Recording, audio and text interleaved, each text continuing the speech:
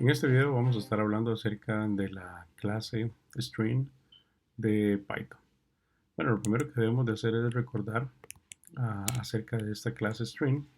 Y si nosotros declaramos una variable llamada name, un objeto llamado name, y le asignamos un literal de nombre Alejandro, y hacemos un print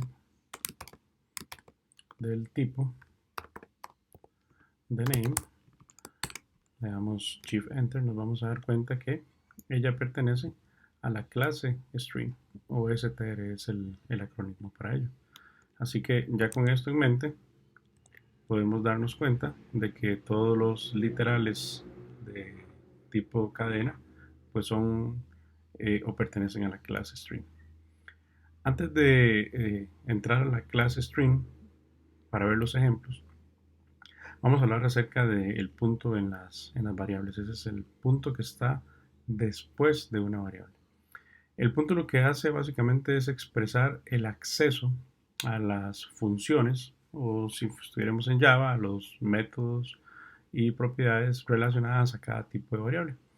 En el ejemplo que estamos viendo, igual de name igual a Alejandro, nosotros podríamos eventualmente, después de esa variable name, poner un punto y en el caso de la mayoría de los editores, presionando seguidamente la tecla Tab o tabulador, que está casi siempre a la par o a la izquierda de la letra Q o de la letra A, pero casi siempre a la izquierda de la letra Q, nos van a aparecer o deberían de aparecernos todas las funciones asociadas o los atributos asociados a a este objeto que acabamos de crear.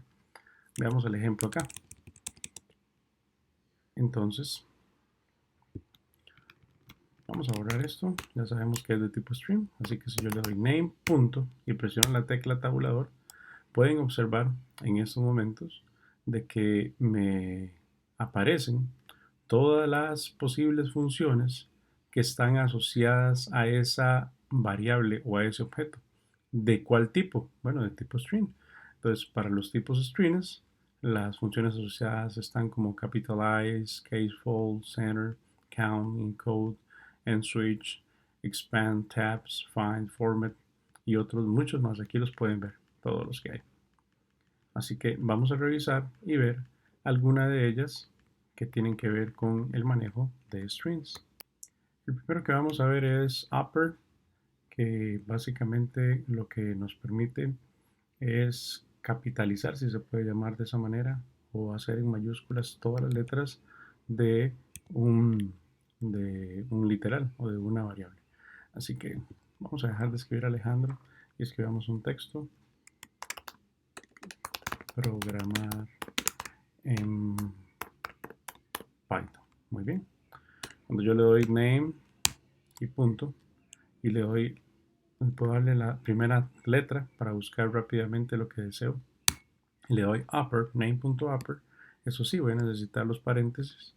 Y cuando yo le doy esto, lo que ella debería de hacer es que a name toma todo el literal programar en Python y lo pasa a mayúsculas. Una vez que nosotros entonces hagamos un print del name.upper, nos vamos a dar cuenta, vamos a ver, aquí está, nos vamos a dar cuenta que ella lo que despliega es, aunque el literal que ella posee es programar en Python en minúscula, ella a la hora de imprimirlo, simplemente lo que está haciendo es pasándolo todo a mayúscula. Esta es una función llamada upper y para eso nos sirve. Ahora bien, si lo que nosotros deseamos es que el name o la variable name o el objeto name quede todo en mayúscula, deberíamos de hacer algo diferente. ¿Por qué? Porque esta función simplemente lo que hace es desplegar o devolver, así se le llama, voy a ponerlo por acá solamente para que ustedes lo sepan, es hacer un return o retorna este texto que está acá en mayúscula, pero no cambia el literal en la variable. Así que vean ustedes lo que estamos haciendo. Si por ejemplo yo lo que quiero, yo le hago un name.upper y hago un print de name, nos vamos a dar cuenta de que va a aparecer en minúscula. ¿Por qué? Vuelvo a repetir. Este es el objeto. Este es el texto o el literal asignado a ese objeto. Yo hago un name.upper, pero ella simplemente lo que hace es devolver este texto en mayúscula, pero no se lo asigna a la variable name. Por lo tanto, a la hora de imprimir name siempre va a quedar con el literal original. ¿Cómo hacemos para cambiar eso? Bueno, muy sencillo. Entonces podemos hacer lo siguiente. Decimos name es igual a name.upper. Aquí sí.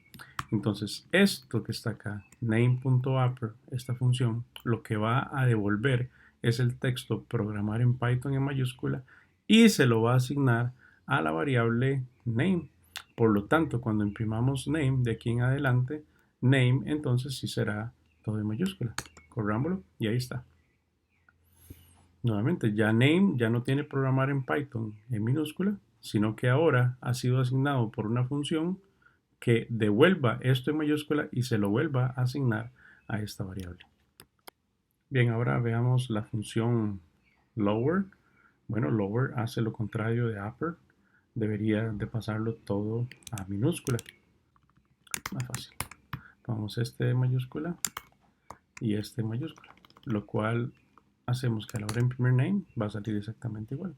Pero para poder hacer uso del upper y el lower, entonces, y poder verlo como tiene que ser, name.tab upper, y hacemos también el print de name.tab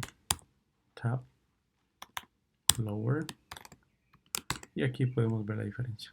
El texto original, la P y la P mayúscula. Al hacer el upper lo pasa todo en mayúscula. Y al hacer el lower debería quitar estas P en mayúscula y aquí lo podemos ver. Lo puso todo en minúscula. Esta es la forma, digamos que más sencilla de poder representarlo hasta el momento. Bien, tenemos también la opción que se llama title. Y title no es ni nada más ni menos que la opción de poner todas las primeras letras de cada palabra en mayúscula. Ya lo tenemos así, entonces no va a haber mucha diferencia a la hora de verlo. Por lo tanto, entonces vamos a hacer lo siguiente. Vamos a hacer name sea igual a name.lower.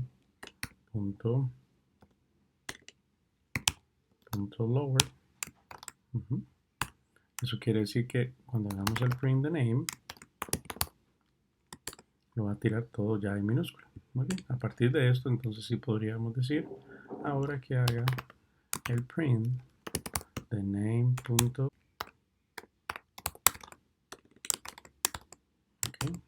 Y entonces podemos observar acá de que ya de todo en minúscula, que fue que se lo asignamos acá, a la hora de hacer el print de este name, ella pasa las primeras, todas las primeras letras de cada palabra, en este caso la P de programar, la E de en y la P de Python, las pasa a, las capitaliza o las hace mayúsculas. La siguiente función que vamos a ver es strip. Bueno, ¿qué hace la función strip? Básicamente la función strip elimina cualquier espacio en blanco antes del literal y cualquier espacio en blanco después del literal, no en medio, sino solamente antes y después. Veamos el ejemplo. Vamos a insertar unos cuantos espacios. Corro esto y pueden observar ustedes que hay espacios en blanco antes de este literal, porque así está dentro del literal que acabamos de escribir. Cuando yo haga un print de name.strip y lo corra, pueden observar que el strip lo que hizo fue eliminar los espacios en blanco que tenía ese literal. Bien, ahora, si nosotros insertamos espacios después del literal y los imprimimos, no nos vamos a dar cuenta en realidad, pero podemos darnos cuenta de alguna manera. ¿Cómo podemos darnos cuenta? Bueno, hagámoslo de esta manera. Hagamos un print de name y le vamos a concatenar, por ejemplo, programar en Python en espacio blanco es muy chivo. A la hora de imprimirlo, nos vamos a dar en cuenta que sí, que tiene el espacio antes y que tiene este espacio que está aquí también lo respeta. Por lo tanto, podemos observar que sí, que sin hacer el strip, ese espacio ella lo toma como parte del literal. ¿Cómo podemos eliminarlo? Bueno, muy sencillo. Name.strip. Okay. Abrimos y cerramos y le damos enter. ¿Y qué pasa acá? Dijimos que el strip elimina lo de antes y lo de después. Por lo tanto, a la hora de hacer el name.strip, concateno, sumo o uno, este otro literal es muy chiva, entonces ella elimina los espacios anteriores al, al literal y los espacios después del literal, y vean ustedes que a la hora ya de concatenarlo, pues entonces respeta toda la eliminación de esos espacios. Por lo tanto, como vuelvo a repetir, strip elimina todos los espacios después y todos los espacios antes de cualquier literal. Veamos ahora la función find. La función find, como le dice, es buscar. Y lo que hace es buscar un texto que nosotros decíamos dentro del literal que está asignado al objeto o a la variable y nos va a decir en qué posición se encuentra. Aquí está el ejemplo. Vamos a limpiar esto un poco de tal manera que tenemos el slower, el title ya no nos interesa, este strip tampoco y dejemos el original. Muy bien. Vean lo siguiente. Yo hago un print de name.find y le voy a decir que busque n.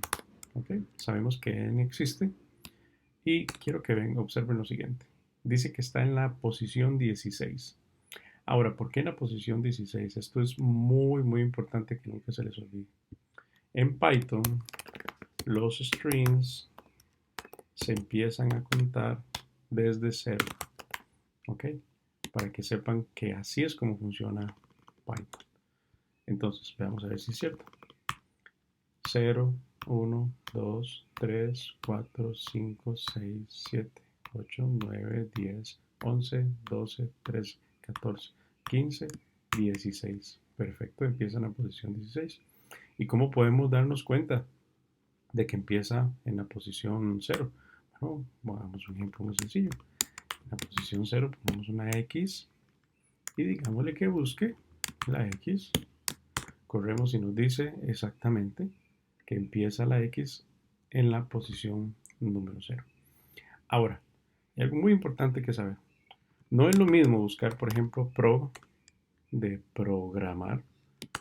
Okay, ahí está, lo encontró en la posición 6, 0, 1, 2, 3, 4, 5. En la posición 6 empezó o encontró la palabra pro. A decirle pro con P mayúscula. Eso nos va a retornar un -1. Ahí lo pueden observar. ¿Por qué? Porque ella es lo que nosotros llamamos en programación, o se llama en programación esto, case sensitive. Sensitive. Case sensitive. ¿Qué quiere decir case sensitive? Quiere decir que es sensible a las mayúsculas y minúsculas. Eso es lo que quiere decir. Por lo tanto, no es lo mismo buscar pro con la P mayúscula, que nos va a dar un resultado -1, a buscar pro con la P minúscula, que efectivamente sí se encuentra. Entonces es muy importante tomar eso en consideración. A continuación veamos la función replace para los strings. Bueno, hay dos parámetros que se aceptan en esta función. El primer parámetro, como podemos observar, es el texto, ya sea una letra o una palabra, a buscar. Y lo segundo es con qué lo voy a reemplazar. Bien, veámoslo prácticamente. Okay. Entonces acá yo tengo todo este texto. Bueno, eliminemos la X, ya no nos va a servir por el momento. Y tengo, por ejemplo, una P acá. Tengo otra P acá. Aquí tengo una O que se repite. Bueno, las R, por ejemplo, tengo una R, otra R, otra R. Son varias R's que se repiten, así que juguemos con las R's. Muy bien. No vamos a imprimir esto, sino que le vamos a decir un print name.replace Recuerden que hay dos parámetros separados por comas. En el primero vamos a buscar entonces la R en este literal y la vamos a reemplazar con un slash. ¿Okay? Al hacer esto, entonces lo corremos y observen ustedes que ella ha reemplazado en todas las R's, las reemplazó por un slash. Juguemos con los espacios en blanco. Entonces vamos a poner un espacio en blanco, vamos a buscar el espacio en blanco y lo vamos a reemplazar con nada, con nulo, o sea, con más bien que no tenga ningún espacio. Al hacer esto, ella busca todos los espacios que estén en blanco, incluyendo los que estén en el medio antes y después, y lo reemplaza con nada, o sea, con un vacío. Por lo tanto, todo el texto nos va a salir pegado. Muy bien, ahora no busquemos un espacio o una letra, sino que busquemos un conjunto o una palabra. Por ejemplo, pro, de programar. Y lo voy a sustituir con xxx. Le doy enter y aquí está. Ella sustituyó pro por xxx. Ahora no es necesario que sea el mismo tamaño. Yo lo puedo hacer simplemente por un punto. Y entonces todo pro lo hizo con un punto. Ahora, vuelvo a repetir, no es lo mismo pro con minúscula a pro con mayúscula. Si lo hacemos con pro con mayúscula, ella va a dejar el mismo texto. ¿Por qué? Porque PRO con la P mayúscula no existe. O sea, por lo tanto, nunca va a ser un replace. Vuelvo a repetir, eso es importante porque al igual que la vez pasada con el find, es case sensitive o susceptible a mayúsculas y minúsculas y tenemos que tener cuidado con esto. Y por último, de las funciones más comunes en Python está la función in. La función in funciona de la siguiente manera. Ponemos un texto a buscar, que en este caso es programming, la palabra reservada in y seguidamente el objeto o la variable en donde queremos buscar ese texto. Veamos el ejemplo. Le decimos pro in name. Ok, pro in name es correcto. La palabra POR en minúscula sí está dentro del nombre. Hagamos la prueba con en y también existe, pero vuelvo a repetir. Si digo en con la E mayúscula, eso no existe. También si ponemos un espacio en blanco, nos va a decir que el espacio en blanco existe en name. Ahora podríamos poner algo más compuesto como en P y eso también daría true, porque aquí está es en espacio en blanco P, eso también existe. Entonces, como pueden observar, esta es otra de las funciones diferente de find, pero lo que nos devuelve es un true en el caso de que se encuentre. Veamos ahora algunos ejemplos de literales string que son correctos y otros no. En primera instancia quiero que observen acá que lo más recomendable en Python es usar doble comilla. ¿Por qué? Bueno, veamos el ejemplo por qué. Veamos este primer ejemplo. El primer ejemplo es correcto porque yo tengo una comilla doble que inicia, un literal y una comilla doble que finaliza ese literal. Y en medio de estas dos comillas dobles yo podría poner sin ningún problema una comilla simple. ¿Por qué? Pues voy a repetir porque tenemos una comilla doble y una comilla doble tanto que inicia como que cierra. Pero acá vemos por qué es incorrecto mouse con comillas sencillas. ¿Por qué?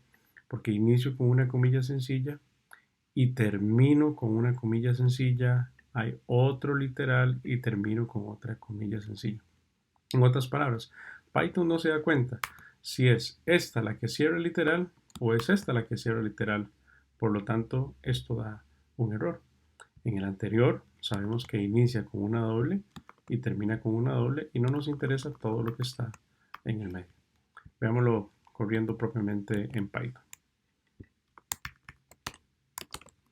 Bien, entonces creemos a name1 igual a mouse. Hacemos un print de name1 y ella lo imprime sin ningún problema. Pero si queremos hacerlo con comillas sencillas, es más, desde aquí ya lo podemos observar.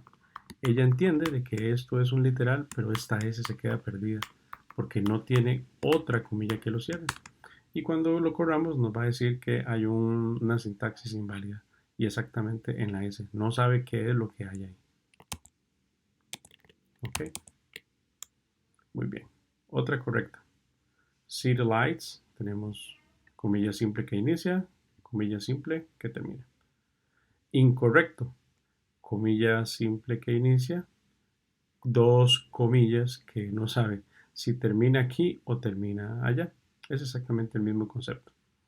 Por este otro lado tenemos algo que sí es correcto, que sería empezar con una comilla, terminar con otra comilla y decirle que hay una comilla simple a través de un backslash. Y esto es lo que vamos a ver a continuación cómo funciona. Voy a copiarlo. Bueno, voy a hacerlo más bien, simplemente para que ustedes vean que no da error. Vamos a tomarle el mismo concepto. Vean ustedes que ya lo puso todo en rojo y ella lo imprime sin ningún problema. Entonces, a esto nos vamos a referir en el próximo slide a continuación. Muy bien, en todos los lenguajes de programación, desde los de bajo nivel como C, Pascal y demás, hasta los de alto nivel como los que estamos hoy en día como Java, Python, existe una terminología a nivel de strings que se llaman las secuencias de escape. Y las secuencias de escape están precedidas por el símbolo backslash. Recuerden que tenemos el slash, que es este, y el backslash, que es el símbolo que nos compete en estos momentos. Ahora, el símbolo backslash precedido de algo, lo que quiere decir es que se va a realizar una acción con un string o parte de un string, o se le va a enviar un tipo de comando, si le podemos llamar así, a ese string para que ejecute algo.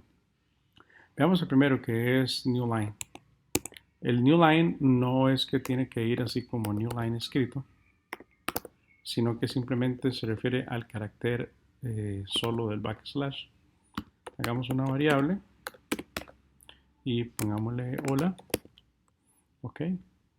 Y le vamos a decir entonces backslash. Backslash, ¿qué quiere decir? Quiere decir que a partir de este backslash va a haber una nueva línea. O sea, yo tendría que dar un enter a partir de ese hola.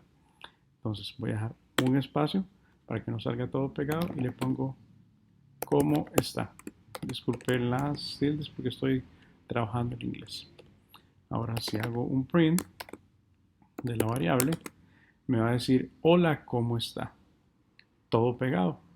¿Por qué? Porque básicamente el backslash solo lo que está diciendo es que esto es algo que se le llama end of line, EOL, end of line, end of line o fin de línea. Entonces, el backslash le dice al el lenguaje de programación, no se preocupe, lo que estoy haciendo aquí es un fin de línea, pero omítalo porque todo esto es un solo texto. Por lo tanto, yo podría poner otro backslash acá, dejo un espacio, muy bien. Y usted, un signo de pregunta, vuelvo a poner otro backslash, voy a un espacio. Excelente. Gracias por preguntar. Muy bien. ¿Todo esto va a salir en diferentes líneas? No. Simplemente lo que estoy diciendo es que omita. Eso es lo que quiere decir el backslash solo. Backslash new line lo que quiere decir es omita el fin de la línea y haga como si todo esto fuese un texto. Y ahí está. Hola, ¿cómo está? Muy bien, ¿y usted? Excelente. Gracias por preguntar. Esa es la función de el backslash. Ahora, tenemos otro más que es el doble backslash. Y el doble backslash no es ni nada más ni menos que para que pueda salir un backslash en un texto. Permítame borrar todo esto. Vamos a poner la doble comilla. Y ejecutamos. Y entonces noten ustedes ahora que sale el backslash desplegado. Si yo no pusiera el doble backslash y le doy enter, esto va a dar un error. ¿Por qué error? Porque cuando pongo un solo backslash, lo que ella está diciendo, por lo menos al final de un literal, es que obvie lo que viene, obvie la nueva línea, el fin de línea. Aquí lo que habíamos dicho, IOL o EOL. Entonces no podría ir ahí porque yo por fuerza tengo que darle un enter y poner algo más. ¿Ok? Pero como no es el caso, sino lo que yo quiero es que salga desplegado un backslash, entonces tengo que ponerlo doble y ahora sí sale un solo backslash. Eso es lo que quiere decir el backslash doble. Desplegar, desplegar un backslash. Pongámoslo por acá y ahí lo vamos a poder ver. Doble backslash lo que hace es desplegar un solo backslash. Tenemos también el backslash y la single quote o digamos la comilla simple, y esta funciona de la siguiente manera. Si yo tuviese una comilla simple que inicia y que finaliza y yo quisiera poner una comilla simple, vean que automáticamente esto está en rojo y esto está en negro. Eso daría un error de compilación. Ahí está, como ya lo habíamos visto antes. Entonces, ¿cómo hago para poder decirle a este literal, a este string, de que ahí va una comilla sencilla? Pongo backslash y comilla sencilla y vean que ya todo se puso en rojo. Cuando lo corro, ella lo agrega al texto como si fuera parte de él. Ahora, ¿cómo se soluciona esto? Bueno, es muy sencillo, con una comilla doble. Entonces, si yo empiezo y termino con una comilla doble, entonces voy a poder hacerlo sin ningún problema. El mismo efecto sucede que si estoy con una comilla sencilla, que inicio y finalizo, y quiero desplegar una comilla doble, no voy a tener ningún problema. Ahí está. Pero, si yo pongo comilla doble al inicio y comilla doble al final, esto me da un error. Como lo pueden ver, entonces hay que poner un backslash para que salga la comilla doble. Esto es lo que hace la comilla simple, backslash comilla simple y backslash comilla doble. Otro de lo que vamos a ver es el backslash B, que es el backspace. El backspace simplemente lo que hace es como si yo estuviera dándole un retroceso o estuviera borrando el carácter, en este caso S. O sea, backslash S, voy a quitar este backslash para que no nos...